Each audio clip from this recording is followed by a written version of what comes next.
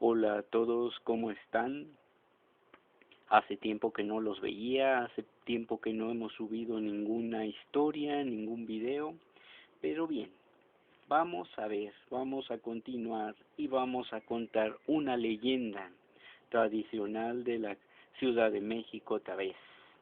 Y en este caso se llama ¿Por qué la calle del Puente del Cuervo se llama así?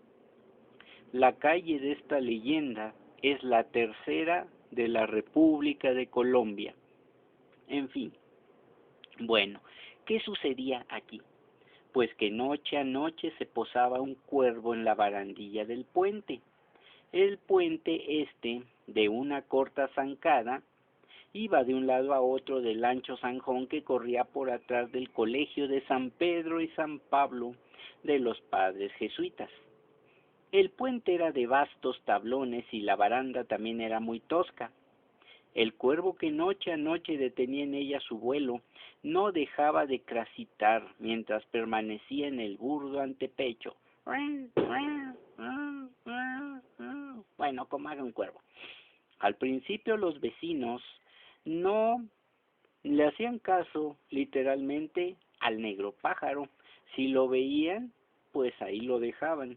Pero como sus voces continuas lo sacaban de la regalada placidez de su sueño, se preguntaban unos a otros que de dónde saldría aquel animal, cuyo insoportable graznido no cesaba hasta que se oían las campanas de las 12, largas y profundas, que lo hacían alzar precipitadamente el vuelo. Pero a la otra noche volvía otra vez al puente el misterioso avechucho y sus gritos constantes turbaban la dulce paz del sosegado vecindario. Bueno, pues ya que estamos en el siglo XX, pues agarren un tabicazo y dale cuervo hijo, sáquese de aquí, deja de fregar y déjanos dormir. En fin, ya nadie se acordaba de aquel cuervo. Hacía más de 2 años que lo habían visto con terror y no pensaban que fuese el mismo cuervo, de plumaje negrísimo, que de tan negro azuleaba. Lo identificaron al fin y vieron que no admitía desigualdades con el otro que, con horror creciente, contemplaron hacía ya bastante tiempo. Dijeron que no era sino el mismo, hasta que un vecino lo vio volar de dicho puente a los balcones de la arruinada casa en que habitó el temible señor don Santiago Améndola, así se apellidaba. Muchos otros quisieron averiguar la verdad de ese dicho y unos acecharon por las rendijas de las ventanas. Otros, para cebar la curiosidad, se ponían a las puertas y por un resquicio estaban con el ojo en un palmo esperando el vuelo del cuervo. Y cuando por fin iban por la noche callada las 12 graves campanadas, la primera de ellas espantaba al misterioso y horrendo pajarraco, que ponía en el aire un graznido que se alargaba en el silencio y después soltaba otros que se iban enredando entre las demás campanadas para perderse con ellas en la oscura lejanía. Se posaba ya en el deshecho pretil de esa vieja casa, ya en sus balcones llenos de orín de gato.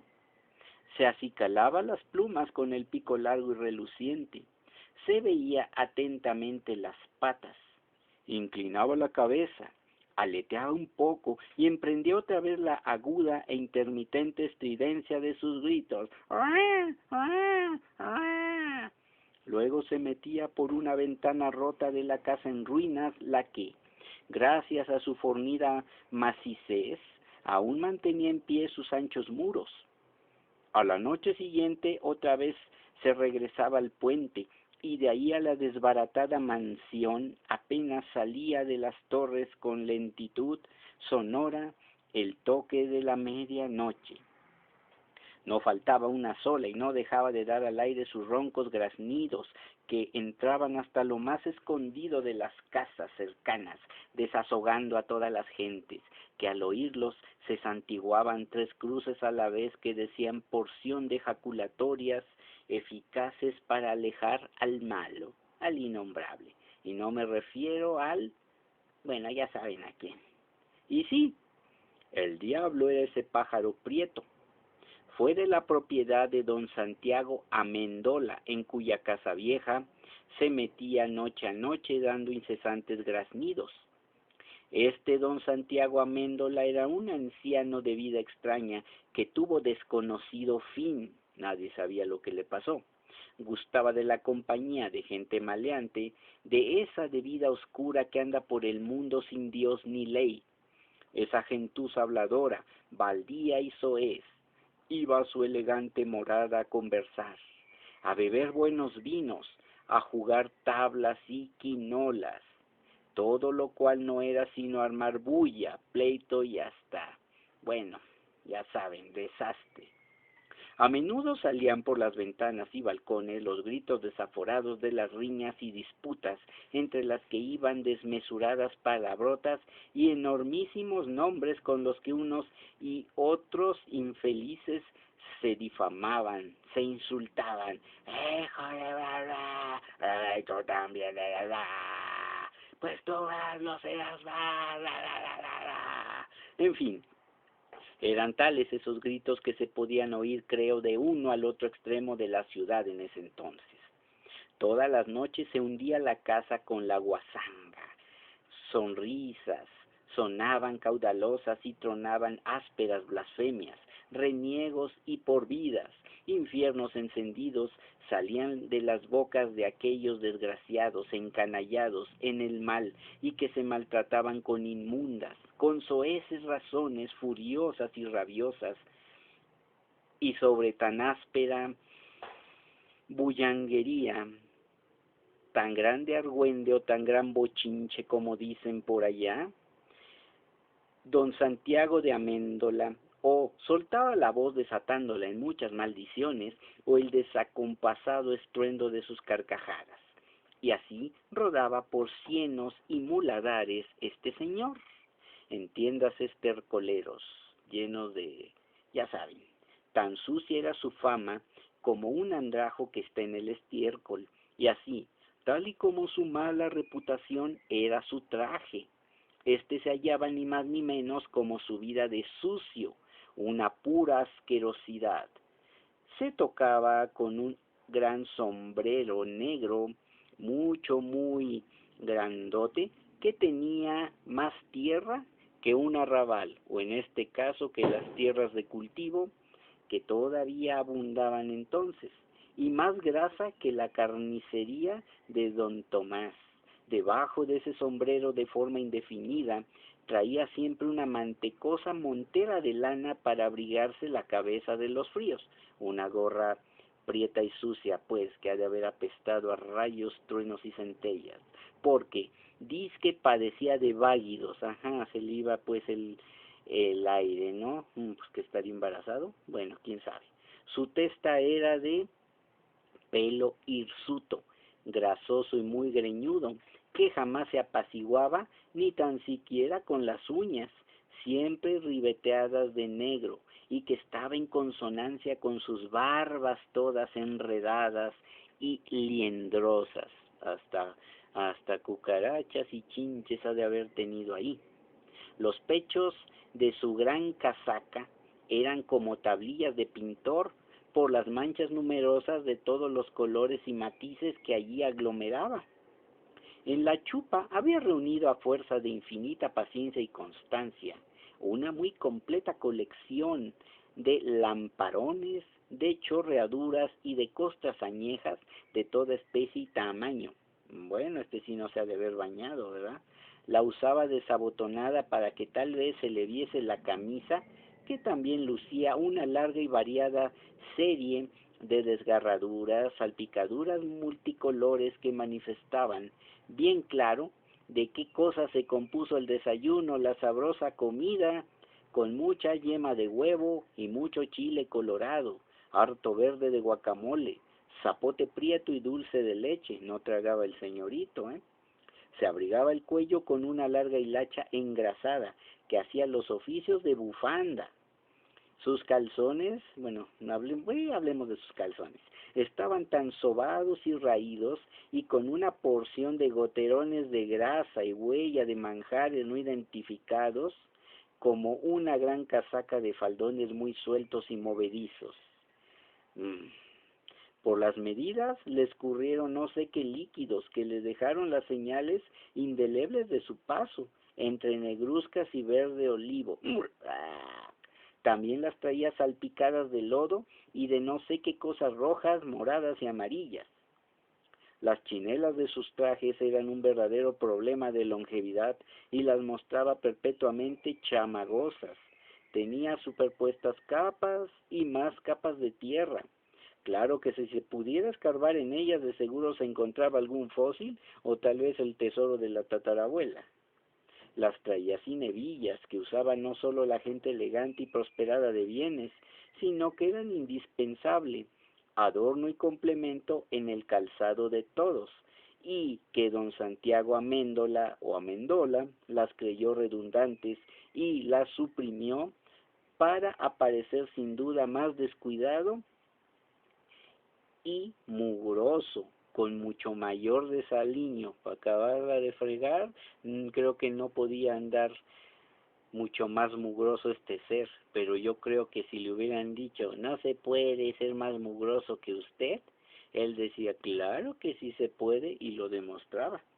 Así como se honraba del pecado y se preciaba del mal, así también era su ofanía el andar sucio. Su mayor gala consistía en presentarse inmundo en todas partes para hacerse singular entre los demás. Triste cosa es blasonar de puerco, marrano, cochino y hediondo. Además, como complemento de esta pinta tan horrenda, estaba en perpetua edentina, o sea que hedía hasta más no poder, que trascendía por toda la casa, bueno, no nomás por toda la casa, ¿verdad? Echaba de sí un sudor incomportable con abominabilísimo hedor, abominabilísimo hedor que se quedaba perpetuamente en sus vestidos. Bastaba su respiración para contaminar el aire. Este señor tenía en su casa un cuervo, el mismo que iba a graznar al puente, con el cual mantenía largos ratos de conversación. Hablaba con él familiarmente como con una persona amiga a quien se le comunican los íntimos sentires de su corazón y que le dan noticias de todos nuestros propósitos.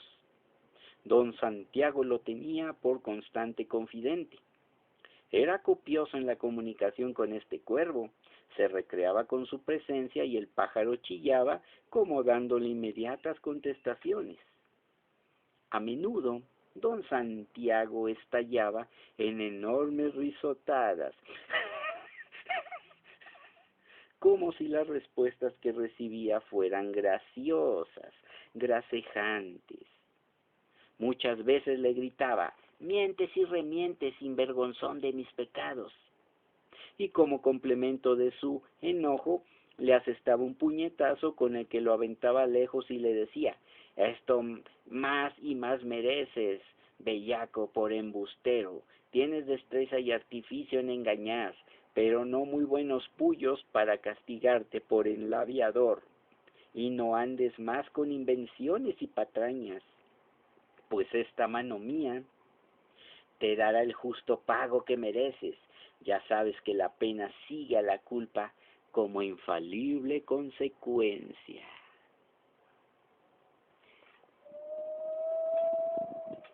En el balcón, a la vista de todos, se deleitaba en contemplarlo, esperando tal vez que de pronto descubriese alguna habilidad o hiciese alguna gracia, ni que fuera perro maestrado, o bien mantenía con él un tema de conversación que, como ya se ha dicho, era para el asombro de la gente que a tal par de locos veía.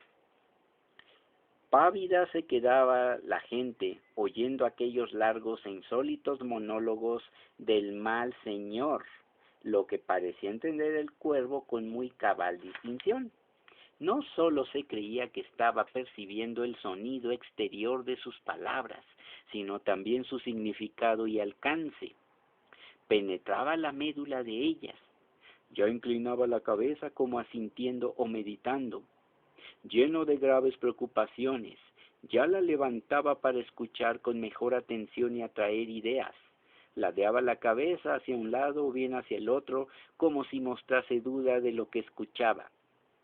Sacudía las alas para negar un concepto y enseguida gritaba, y don Santiago lo dejaba que soltase sus ásperos graznidos, y luego decía, irguiendo el índice y poniéndolo en su rostro solemne, con aire de convicción: sí, sí, en efecto, tienes toda la razón, mucha razón, hijo mío. O exclamaba muy paternal: no la tienes, hombre, no la tienes, andas metido en grave error, reflexiona para que pronto salgas de él, es una pena que pienses así. Tornaba otra vez a graznar, y el señor lo escuchaba con tanta atención como si estuviera llegando a sus oídos la verdad. Don Santiago Amendola seguía sin pestañear dizque a sus razones. A veces, como si le dijera un escondido secreto, ponía la cabeza junto a él para oír mejor y no perder sílaba de su discurso, y hacía muy grandes aspavientos, como si no diese ningún crédito a lo que le confería tan misteriosamente. En otras ocasiones lo acometía un gran tropel de carcajadas, y casi no se podía tener de risa. Estaba bañado de extraordinario gusto por lo que escuchaba, que no parecía ser sino muy gracioso, mientras que el pajarraco negro abría y cerraba los ojos, que eran como movibles cuentas mojadas. Se divulgaban por donde quiera con gran admiración estas extrañas pláticas. A las gentes las dejaba del todo absortas con tales coloquios. Aquello era infalible e incomprensible. Bien ayuno y a oscuras estaba todo el mundo de eso. Pero no eran sino puras representaciones de embustes y engaños. Tenía a don Santiago al barrio entero en una gran confusión, claro está, con deseos de seguir oyendo chismes. Muy a menudo el cuervo se posaba en su hombro y le metía el pico en la oreja, dizque para revelarle secretos, esos secretos que Dios tiene reservados para sí. De esta manera y por medio de ese cuervo, decía don Santiago, le arrojaba el Señor sus inspiraciones e ilustraciones en el entendimiento y voluntad. Marañas, artificios y bastantes embustes. No había más que burla y engaño en todo esto. A todo el mundo lo traía embaucado y fuera de sí este mugriento y asqueroso caballero. El diablo le llamaba al cuervo, y si alguno de los pelafustanes, sus amigos, le decía algo en burlas o en enojo, se le encendía la rabia a don Santiago y en el acto descargaba entre él su ira con golpes. Pero, si por el contrario alguien le alababa al pájaro, mostrábale blandura y halago, y no sabía fiestas que hacerle. ¿Cómo ven? El nombre del diablo sonaba con dulce amor a todas horas en la maldita casa de don Santiago Amendola. Amén, digo, señor. Si algo rompían o estropeaban los criados por el descuido torpe de sus manos, u ocasionaban algún otro desperfecto los frecuentadores de la casa, con achacarle el estropicio al diablo, no solo no salía el coraje de don Santiago, sino que mostraba un increíble contento. Si lo hizo el diablo está bien hecho, decía, y con mano cariñosa y leve le alisaba el negrísimo plumaje y le ponía apasionados besos en el pico. ¡Wow! De pronto, desaparecieron don Santiago Amendola y su cuervo. Los criados no vieron salir al amo, menos saber dónde paraba. Hizo la ida del humo don Santiago. Sus groseros amigachos lo buscaron por toda la ciudad por la cuenta que les tenía hallado y por ninguna parte lo encontraron, ni en los más secretos calabozos, ni en los más secretos rincones a los que se asomaban sus ojos inquisidores e indagadores. No parecía sino que súbitamente se lo comió la tierra. Todos se desesperaban por no dar ya con él. Había una pequeña habitación en la casa que de continuo estaba cerrada. La llave la traía siempre don Santiago encajada en la pretina, sin dársela a nadie.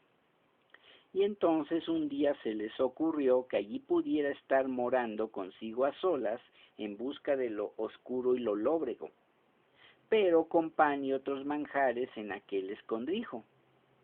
Derribaron la puertecilla y a la luz que bajaba de una alta claraboya tupida de rejas, vieron que no había ni un solo mueble, ni una colgadura ni nada, fuera de sucias estrazas e hilarachas. Las paredes estaban tendidas de cal, y en el piso, ensolado con grandes baldosas húmedas, se hallaba un gran Cristo de madera enclavado en una cruz chapada de carey con afiligranadas cantoneras de plata. A un lado, unos recios azotes de varios ramales y plumas, muchas plumas negras.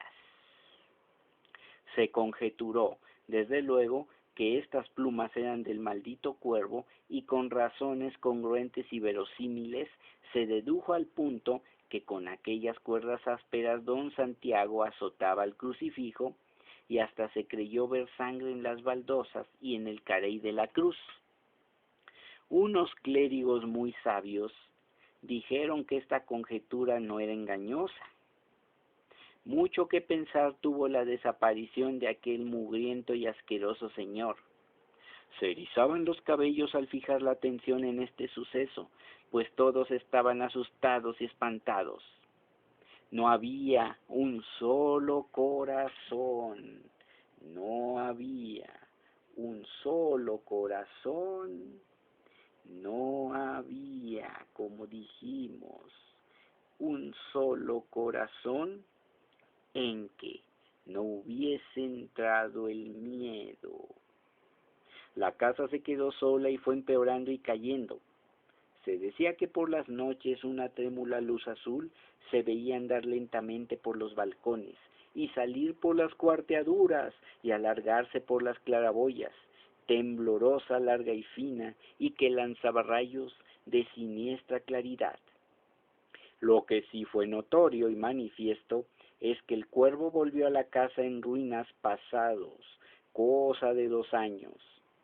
Salía de ella a dar la noche y se iba a posar a la baranda del viejo puente a esparcir graznidos, y de donde lo espantaba la primera de las campanadas de las 12. Viendo aquel extraño pájaro que aseguraban todos que tornaba del infierno, las buenas y pacatas gentes decían oraciones mientras que formaban sobre sí la santa señal de la cruz. Santo, santo, santo.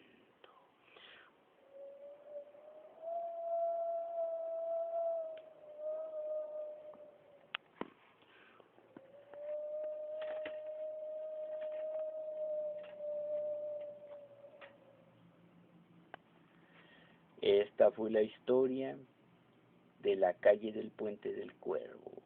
Espero que la hayan todos disfrutado. Hasta luego. Por esta noche es todo.